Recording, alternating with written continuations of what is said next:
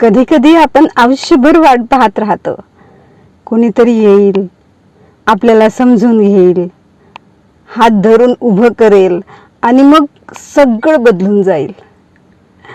पण एक सत्य खूप उशिरा कळतं की लोक साथ देऊ शकतात, आधार देऊ शकतात, आपल्यावर प्रेमही करू शकतात, पण आपल्या आयुष्याची वाट आपल्यालाच चालावी लागते. कारण प्रेरणा रोज मिळेलच असं नाही, लोक आपल्यासाठी थांबून राहतीलच असंही नाही. आणि खरं सांगायचं तर आपल्यासाठी सगळ्यात जास्त थांबलेलं व्यक्ती आपण स्वतःच असतो.